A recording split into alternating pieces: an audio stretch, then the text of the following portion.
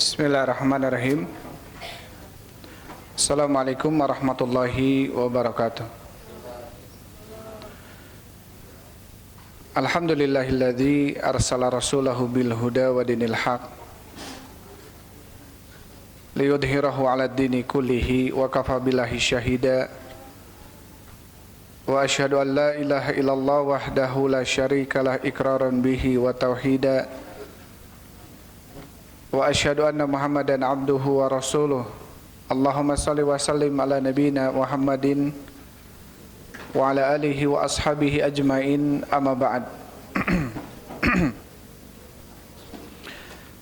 Ikhwan wa akhwati fillah, hafizakumullah. Bapak Ibu jamaah salat maghrib yang sama-sama mengharapkan ridha Allah Subhanahu wa taala. Insyaallah kita lanjutkan pembahasan kita dalam kitab Riyadhus Shalihin karya Imam Nawawi rahimahullahu taala.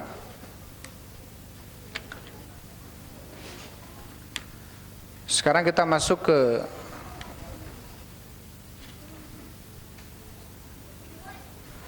Kitabul Libas, kitab tentang pakaian, dan sudah kita bahas bab yang pertama tentang anjuran atau disukainya pakaian yang berwarna putih dan bolehnya pakaian yang berwarna merah, hijau, kuning, hitam. Boleh pula bahannya terbuat dari katun, ya, dari wol, dari kulit, asal jangan yang terbuat dari sutra. Ini sudah kita bahas ya. Sekarang kita masuk ke bab yang baru. Bismillahirrahmanirrahim. Qala al-Imam Nawawi rahimahullahu taala, bab istihbabil qamis, bab mustahabnya al-qamis, yaitu kemeja atau gamis. Qamis ini pakaian yang ada kancingnya, kemeja atau gamis.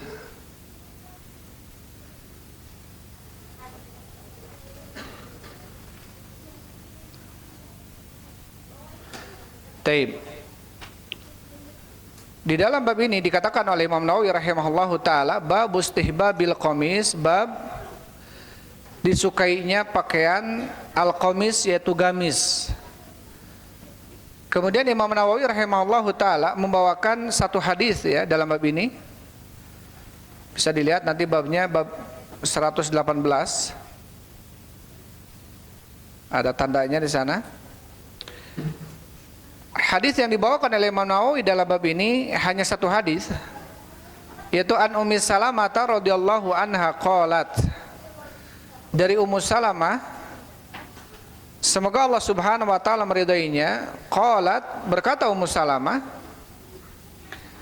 kana ahabbat thiyabi ila Rasulillah sallallahu alaihi wasallam al-qamisu, rawahu Abu Daud wa Tirmidzi wa qala haditsun hasanun sahih. Berkata Ummu Salamah, pakaian yang paling dicintai oleh Rasul sallallahu alaihi wasallam adalah qamis, yaitu gamis. Hadis ini diriwayatkan oleh Imam Abu Daud dan Tirmidzi, dan Imam Tirmidzi mengatakan haditsun hasan.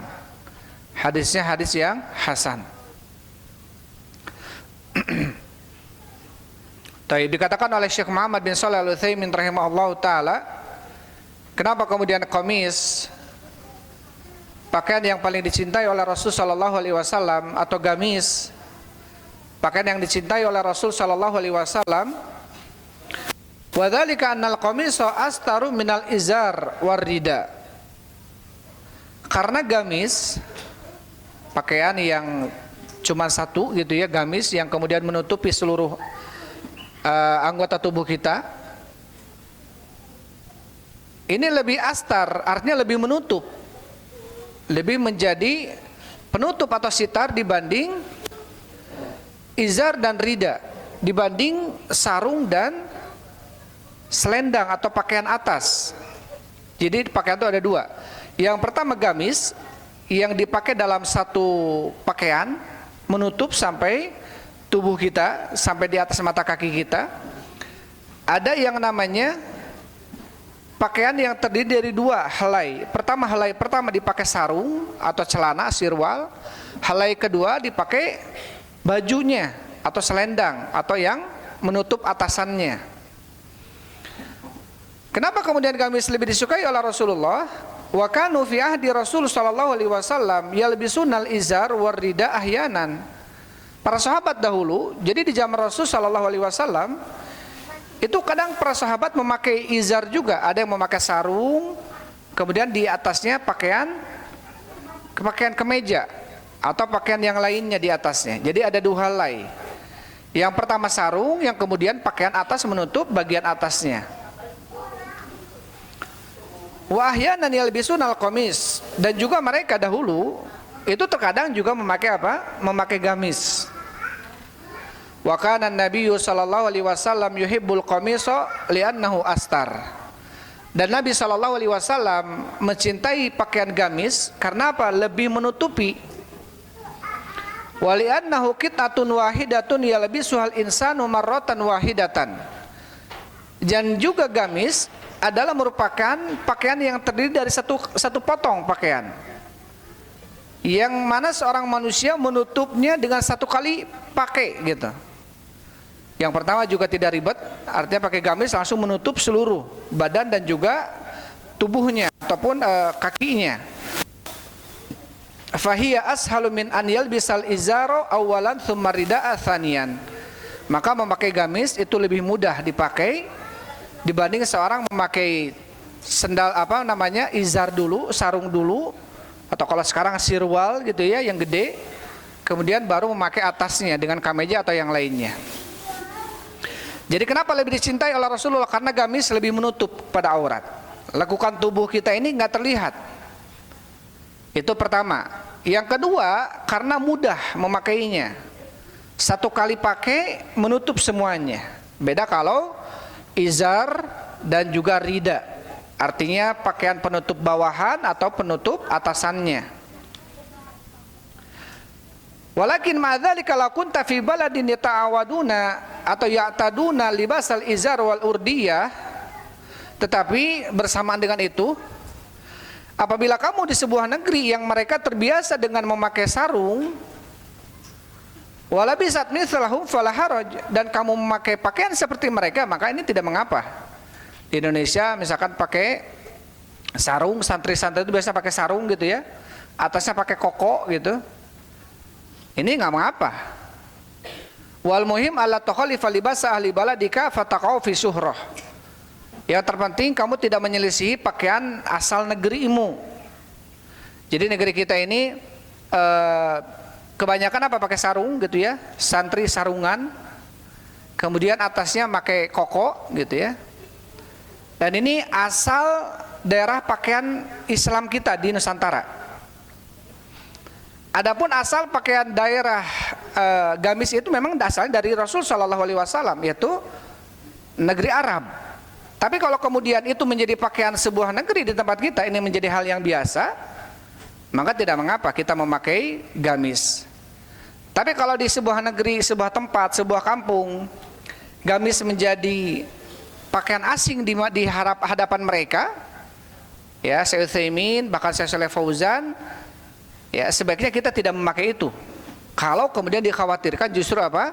Itu menjadi pakaian yang suhroh, pakaian yang asing, pakaian kebesaran, pakaian yang menurut mereka tidak tidak biasa mereka pakai.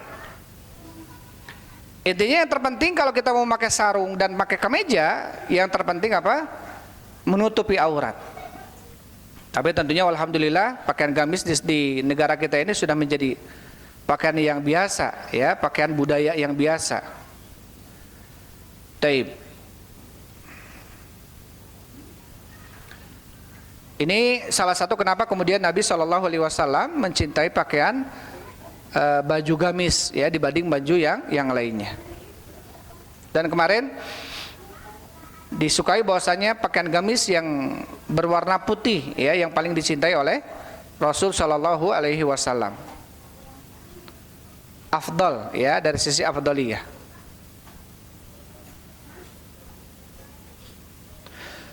Taib itu bab istihbabil qamis, bab mustahabnya pakaian gamis. Sekarang masuk ke bab yang baru, karena itu cuma dibawakan cuma satu hadis oleh Imam Nawawi. Sekarang qala al-Imam Nawawi rahimahullahu taala babu sifati tulil qamisi wal qummi wal izari wa tarfil imamati wa tahrimi isbal. Bab sifat, ya, ciri atau bentuk tulil qamis, panjangnya gamis, wal qum, panjangnya lengan. Kum ini lengan tangan, ya, jangan sampai kemudian tangan kita ini panjang, gamis panjang ini menutupi tangan. Ini namanya kum. Wal izar, dan juga apa? Sifat atau ciri-ciri sarung. Wa tarfil imamati, dan ujung imamah, sorban.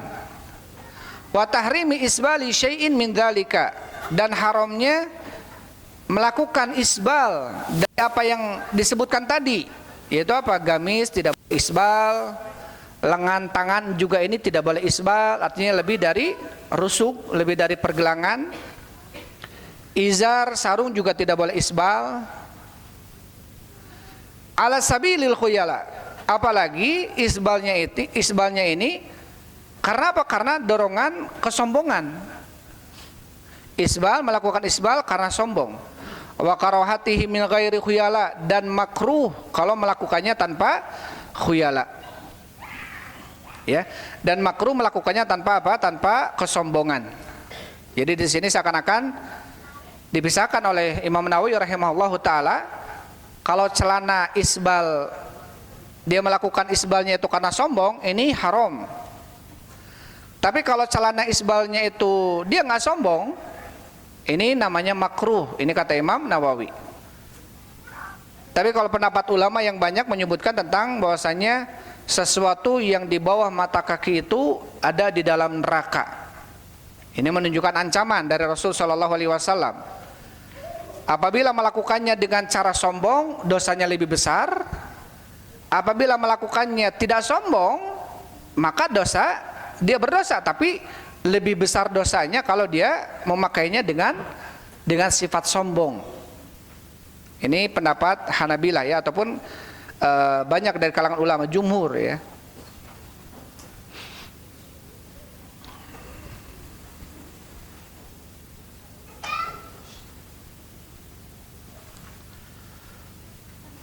Taib.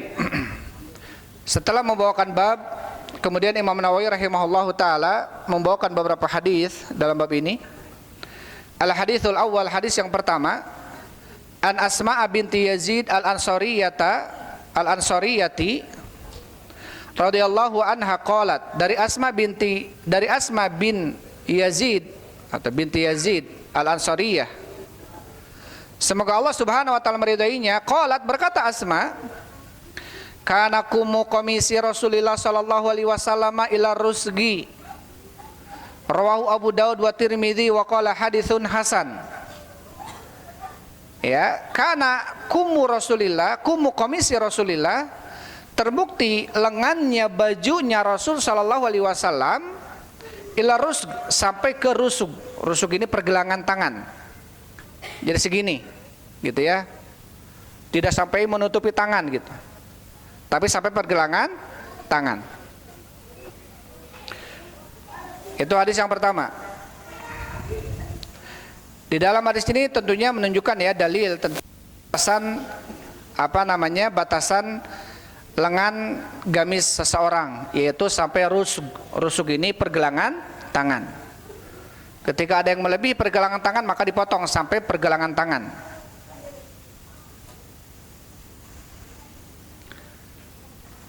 Karena apa? Karena sebaik petunjuk adalah petunjuk Rasul sallallahu alaihi wasallam. Itulah yang dilakukan oleh Rasul sallallahu alaihi wasallam.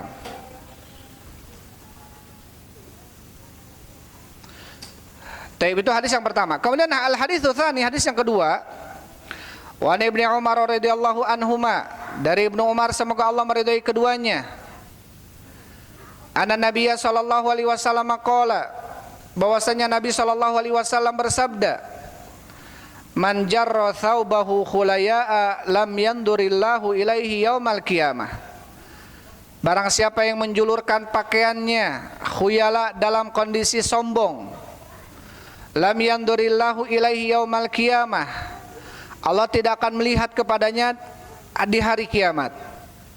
Faqala Abu Bakrin, berkata Abu Bakar, ya Rasulullah, wahai Rasulullah, inna izari yastarhi, sesungguhnya sarungku melorot. Jadi dikenal Abu Bakar ini adalah seorang yang kurus, ya, kecil, kurus gitu ya.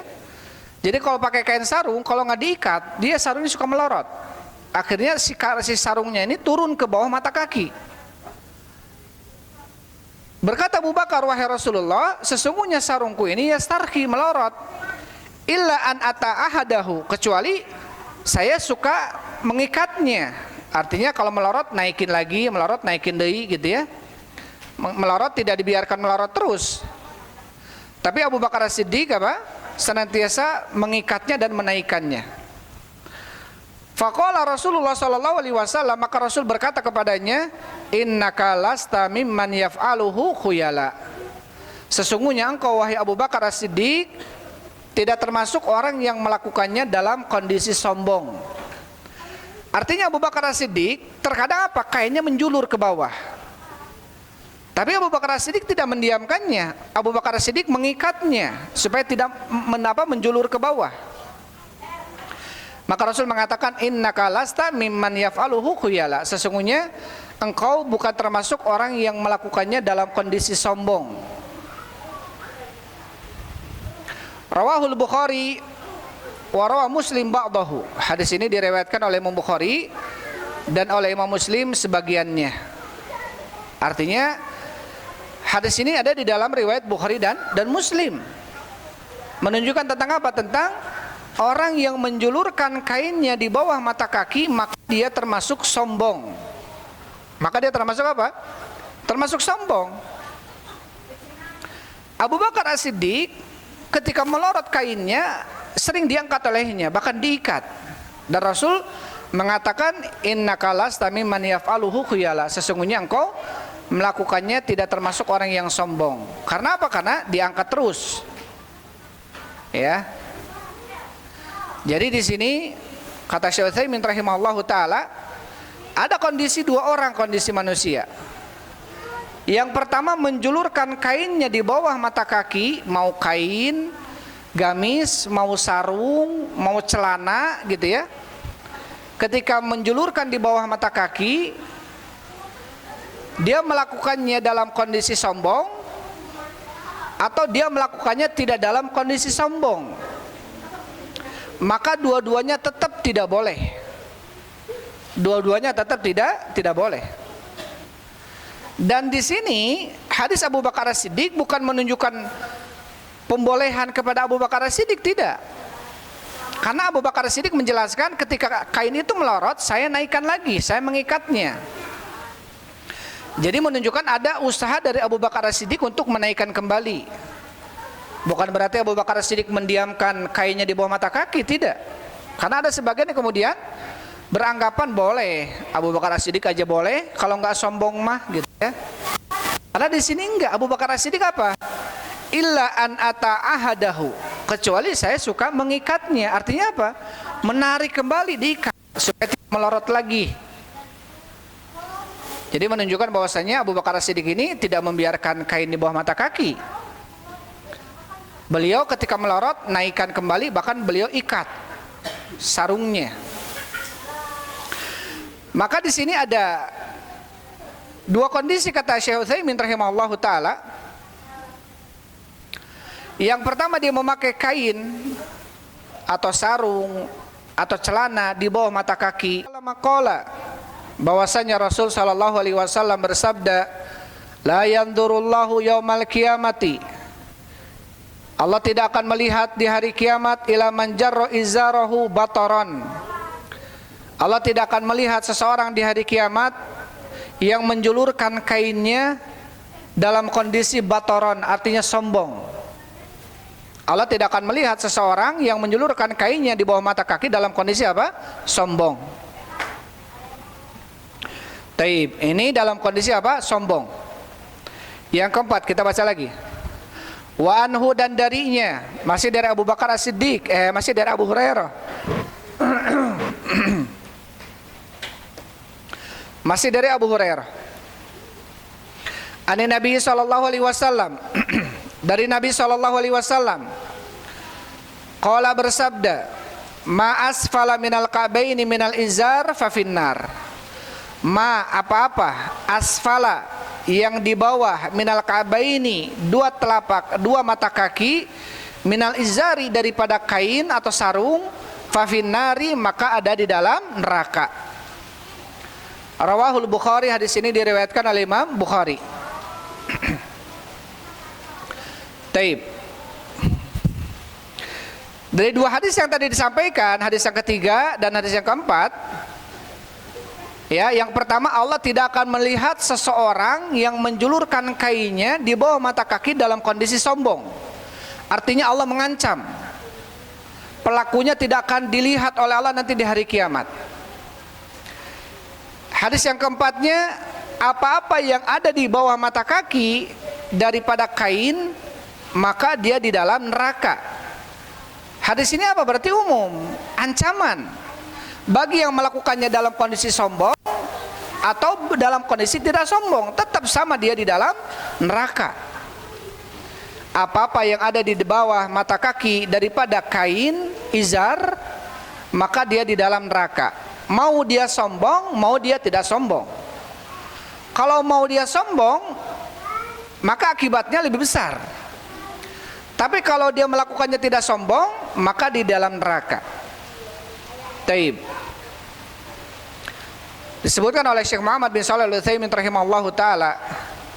Kemudian apa yang dimaksud di dalam neraka? Apakah seluruh tubuhnya dalam neraka karena dia menutupi kainnya dengan mata kakinya dengan kain, atau mata kakinya saja? Maka tentunya kata Syekh Utsaimin rahimahullahu taala, hal ini banyak di dalam hadis yang menyebutkan tentang salah satu daripada anggota tubuh ini bisa terancam api neraka. Seperti Rasul sallallahu alaihi wasallam mengatakan, ketika ada seseorang dia berwudu tetapi tumit kakinya tidak terbasuh dengan air. Kemudian Rasul mengatakan, wailul lil aqabi minan nar, celaka bagi aqab, tumit-tumit yang tidak tersentuh air ketika wudu, maka bagiannya adalah neraka. Artinya tumit itu akan disentuh oleh api neraka. Ya, tumit itu akan disentuh oleh api neraka. Ini menunjukkan bahwasanya apa? Wala tastagribu ayyakunal adzabu ala ba'dil badani alladhi hasalat fihil mukhalafah. Tentunya kita tidak perlu merasa aneh kalau kemudian ada sebagian badan kita yang diadab oleh Allah Subhanahu wa taala kalau di dalamnya ada penyelisihan. Ya, kalau di dalamnya ada penyelisihan. Maka tentunya apa? Itu tadi. Ya, disebutkan hadis oleh Syekh Utsaimin, wailul lil aqabi minan nar. Ya, celaka bagi tumit-tumit yang tidak tersentuh air ketika berwudu, maka bagiannya adalah neraka. Artinya apa? Artinya dia diazab tumitnya nanti di hari kiamat dengan api neraka.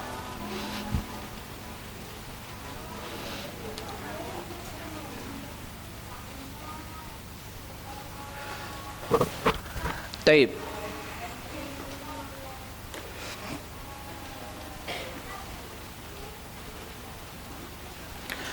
Dan dikatakan oleh Syekh Utsaimin rahimahullahu taala bahwasanya ketika seseorang dia menjulurkan kainnya di bawah mata kaki dalam kondisi sombong dan tidak dalam kondisi sombong, maka hukumnya dosa besar. Kenapa kemudian masuk ke dalam dosa besar?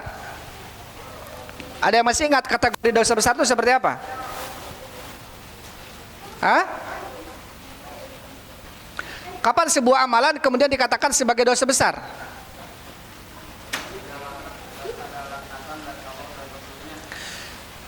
Dosa besar itu bisa dikatakan sebagai dosa yang besar ketika pelakunya diancam oleh Allah dengan api neraka, atau dilaknat oleh pelakunya oleh laknat Allah dan Rasulnya. Maka di sini kata Syekh Utsaimin, orang yang menjulurkan kainnya di bawah mata kaki maka di dalam neraka. Berarti ada ancaman api neraka. Berarti menjulurkan kain di bawah mata kaki, apa hukumnya? Dosa besar dia. Kenapa masuk ke dalam dosa besar? Karena ada ancaman neraka dari Rasul sallallahu alaihi wasallam. Jadi bukan hal yang mudah, bukan hal yang sepele ini. Ini bukan hal yang sepele. Karena apa? Karena ancamannya api neraka. Sesuatu amalan yang pelakunya diancam oleh Allah dengan api neraka dan dilaknat oleh Allah dan oleh lisan Rasul, maka dia masuk ke dalam kategori dosa besar. Taib. Kemudian hadis yang kelima. Al-hadithul khamis, hadis yang kelima. Wa an Abi Dzarrin, dan dari Abu Dzar radhiyallahu anhu, semoga Allah meridainya. Ani Nabi sallallahu alaihi wasallam, dari Nabi sallallahu alaihi wasallam, qala, bersabda, salasatun la yukallimuhumullahu yaumal qiyamah. 3 orang yang Allah subhanahu wa ta'ala tidak akan berbicara dengan mereka di hari kiamat. Wala yanzuru ilaihim, dan tidak akan melihat mereka. Wala yuzakkihim, dan tidak akan mensucikan mereka. Walahum adzabun alim, dan bagi mereka azab yang pedih. Qala faqara'aha Rasul sallallahu alaihi wasallam thalatha marrat. Kemudian Rasul, kata Abu Dzar, Rasul mengucapkannya itu 3 kali. Salasatun la yukallimuhumullah yaumal qiyamah wa la yanzuru ilaihim wa la yuzakkihim wa lahum adzabun alim. 3 orang yang tidak akan diajak bicara oleh Allah, tidak akan dilihat, tidak akan disucikan, dan bagi mereka azab yang pedih. Ini Rasul mengulanginya berapa kali? 3 kali. Qala Abu Dzar, berkata Abu Dzar, khabu wa khasiru. Ya, sungguh mereka telah hina dan telah merugi. Hina, orang-orang yang di hari kiamat tidak dilihat oleh Allah, tidak diajak bicara oleh Allah, artinya dibiarkan dia. Dan dalam kondisi apa? Tidak disucikan oleh Allah subhanahu wa ta'ala. Ketika kaum muslimin, banyak orang-orang yang kemudian apa? Mendapatkan syafaat dari syafaatnya Rasul sallallahu alaihi wasallam. Allah berikan atau Allah sucikan mereka dengan salah satu syafaat dari syafaatnya Rasul. Maka orang-orang tersebut tidak akan disucikan, dan bagi mereka adab yang pedih. Kata Abu Dzar, sungguh sangat hina mereka, wa khasiru, dan sangat merugi mereka. Manhum ya Rasulullah? Kemudian bertanya para sahabat atau Abu Dzar, siapa mereka ya Rasulullah? Qala, kemudian Rasul mengatakan, al-musbilu, orang yang menjulurkan pakaian. Wal mannanu, dan orang yang mengungkit-ungkit kebaikan. Artinya dia pernah memberi, dia ungkit-ungkit lagi pemberian itu. Wal munfiqu sil'atahu bil halifil kadhibi, dan orang yang menjual barang jualannya dengan sumpah yang dusta. Demi Allah barang ini bagus, demi Allah barang ini tidak ada cacatnya, dan lain sebagainya. Padahal cacat ternyata. Dia bersumpah dengan menyebut nama Allah hanya untuk melancarkan bisnis atau jualannya. Maka ini namanya al-munfiq sil'atahu bil halif al-kadzib. Orang yang menjual dagangannya dengan sumpah yang dusta. Maka 3 orang ini, kata Rasul, tidak akan diajak bicara oleh Allah, tidak akan dilihat, tentunya dilihat dengan penglihatan rahmat, ya. Kemudian tidak akan disucikan mereka, dan bagi mereka adab yang pedih. Rawahu Muslim, hadis ini diriwayatkan oleh Imam Muslim. Taib, hadis ini diriwayatkan oleh Imam Muslim.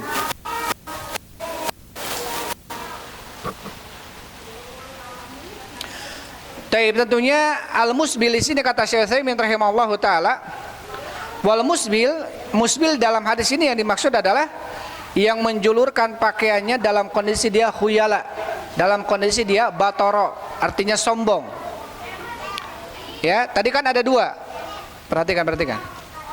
Tadi kan ada dua kondisi. Seseorang dia menjulurkan pakaiannya. Yang pertama nggak sombong, yang kedua sombong. Kalau yang nggak sombong, dia ancamannya api neraka saja. Tapi yang sombong, dia tidak akan diajak bicara, tidak akan dilihat oleh Allah, tidak akan disucikan, dan bagi mereka adab yang pedih. Berarti ini kehinaan bagi mereka. Jadi ancaman bagi orang yang musbil, artinya musbil ini menjulurkan pakaian di bawah mata kaki. Ancaman bagi orang yang musbil dalam kondisi sombong ini lebih berat dibanding orang yang musbil tapi dia nggak sombong. Tapi tetap ancamannya neraka sama. Maka di sini kata Syekh Muhammad bin Shalih Al-Utsaimin rahimahullahu taala, maka di sini wa bihadza na'rifu dha'fa qauli Nawawi. Oleh karena ini kita tahu di sini lemahnya ucapan Imam Nawawi yang mengatakan haram kalau musbilnya itu sombong dan makruh kalau musbilnya nggak sombong. Jadi ada kemudian sebagian berpendapat dengan kaulnya Imam Nawawi yang kemudian dia nggak apa-apa musbil juga, yang penting nggak sombong. Ini termasuk kaulnya siapa? Ke Imam Nawawi rahimahullahu ta'ala. Tapi wasahi annahu haram, dan yang benar kedua-duanya adalah haram. Sama saja dia musbilnya sombong atau tidak sombong. Hanya saja yang musbilnya sombong lebih besar dosanya dibanding yang tidak sombong.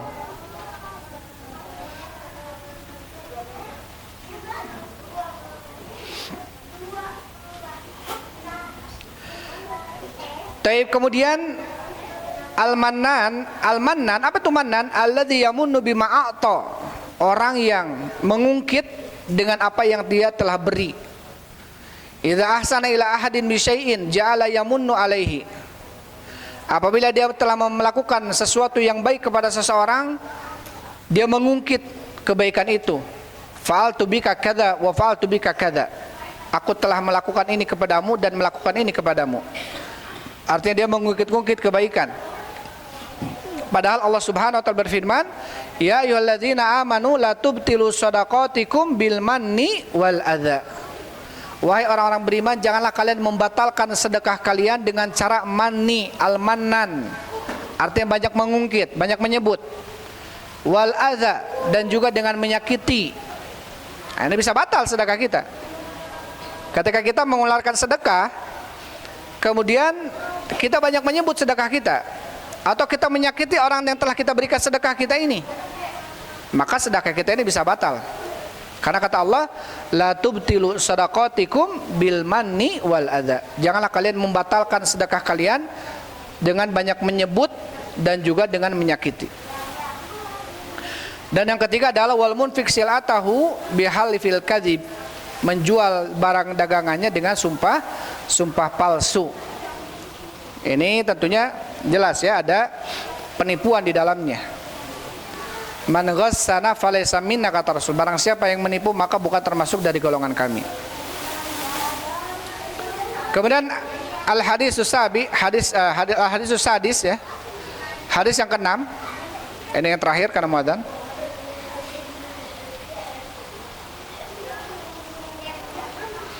Al hadisus sadis, hadis yang ke-6. Wa an Ibnu Umar radhiyallahu anhuma. Hadis yang ke-6 dari Ibnu Umar, semoga Allah meridhai keduanya. Coba dilihat bukunya, dilihat. An Nabi sallallahu alaihi wasallam qala, dari Nabi sallallahu alaihi wasallam bersabda, al isbalu fil izar. Isbal itu, musbil itu fil izar, di dalam sarung, wal qamis, dalam gamis, wal imamati, dan juga di dalam imamah, sorban. Ada orang yang pakai sorban, sorbannya berlebihan sampai panjang gitu ke bawah. Ini juga tentunya termasuk isbal. Manjarro syai'an khuyala, barang siapa yang menjulurkan itu, baik sarungnya, gamisnya, bahkan sorbannya, dalam kondisi khuyala, sombong, lam yandurillahu ilaihi yaumal qiyamah, maka Allah tidak akan melihat dia di hari kiamat. Rawahu Abu Daud wan Nasai, hadis ini diriwayatkan oleh Abu Daud dan Nasai.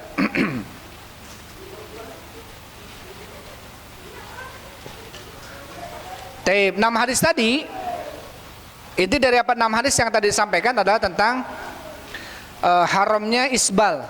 Ya, haramnya isbal. Apa itu isbal? Menjulurkan pakaian, mau itu kain sarung, mau itu gamis, ya, mau itu celana, maka itu namanya isbal. Dan orang yang musbil ada 2 kondisi. Isbalnya dalam kondisi sombong atau tidak sombong. Dua-duanya tidak boleh. Hanya saja yang sombong lebih besar dosanya. Dan isbal itu kata Rasulullah di dalam sarung, di dalam gamis, dan juga di dalam imamah, sorban. Tetapi kemudian hadis sebelumnya juga apa? Tentang komisi Rasulullah, kain lengannya, bajunya Rasul itu sampai